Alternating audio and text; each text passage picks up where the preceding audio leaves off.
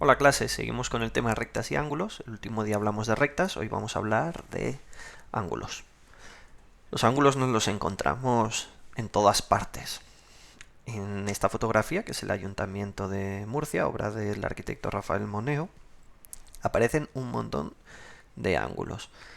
Quizá todavía no tenemos el vocabulario completo para hablar de ellos, pero al final de este vídeo veréis cómo, cuando volváis a analizar esta imagen, podréis describir un montón de ángulos que ahora mismo no sabéis.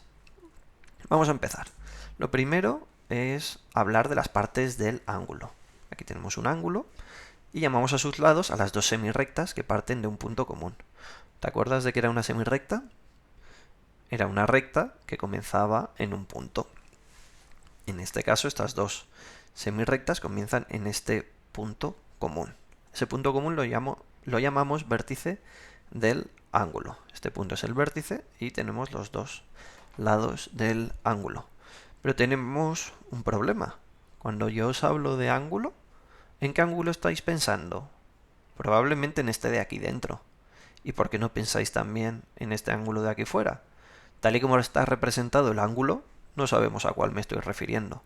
Por eso, lo que solemos hacer es diferenciar entre el ángulo convexo, que es el que se encuentra en el interior, es un ángulo menor que el llano, menor que 180 grados, y que solemos representar, en vez de tener que colorear todo el ángulo, simplemente con una curva cuyo centro sería el vértice.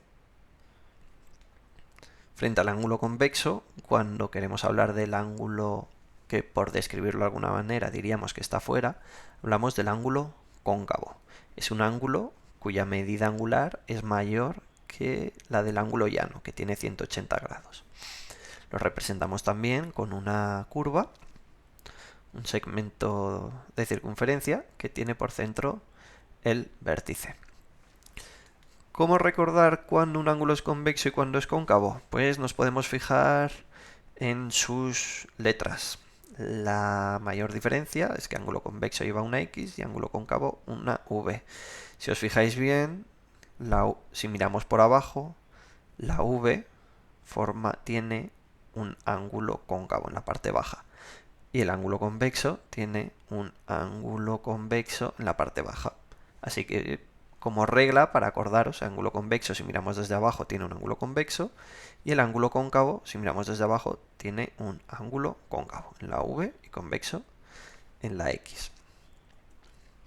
Vamos a hablar de los tipos de ángulos. Estos ya los conocéis: el ángulo agudo, menor de 90 grados, el ángulo recto, ángulo de 90 grados, el típico que nos podemos encontrar en cualquier libro en sus esquinas, un ángulo obtuso, mayor de 90 grados y menor de 180 grados, y por último, el ángulo llano, que mide 180 grados y es una suma de dos ángulos rectos.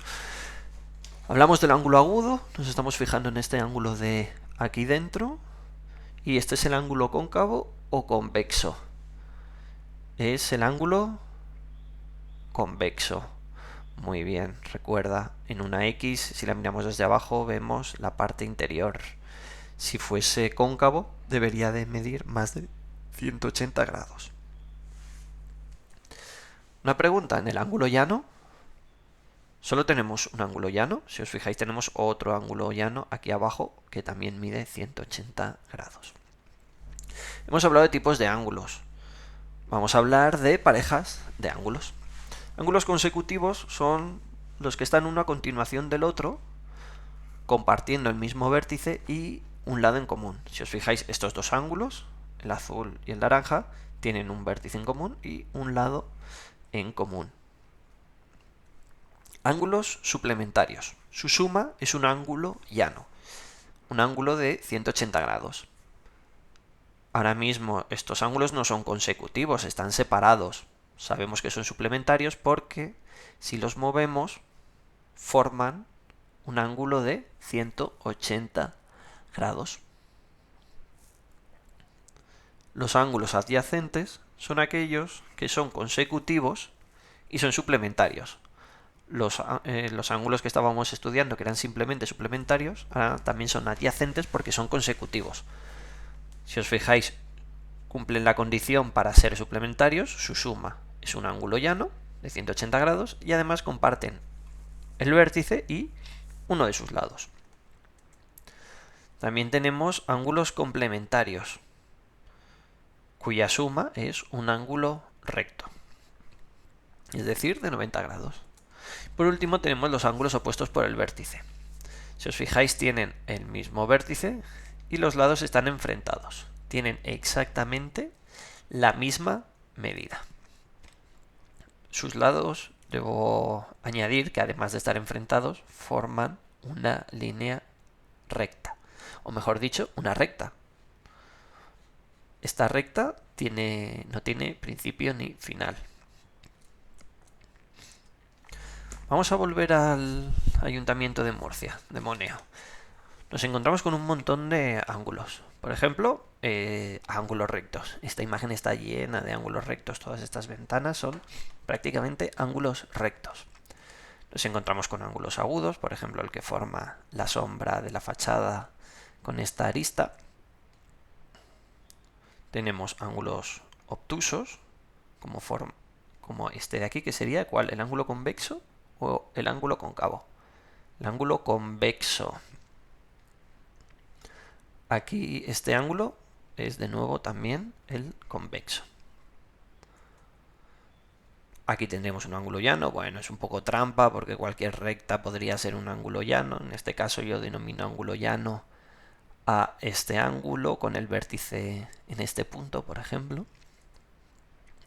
Y aquí tenemos dos ángulos que son consecutivos. Estos dos ángulos, este primero y este segundo, son consecutivos. Y además son suplementarios, porque juntos forman un ángulo llano de 180 grados. Y si son consecutivos y además son suplementarios, decimos que son adyacentes. Muy bien. Aquí nos encontramos con dos ángulos que son complementarios, que forman, si los sumamos, un ángulo recto. Y por último nos encontramos aquí con dos ángulos como opuestos por el vértice. Comparten un mismo vértice y los lados de uno son opuestos a los lados del otro. Hemos ampliado mucho nuestro vocabulario para describir geométricamente la realidad que nos rodea, así que enhorabuena. Muchas gracias y nos vemos en el próximo vídeo.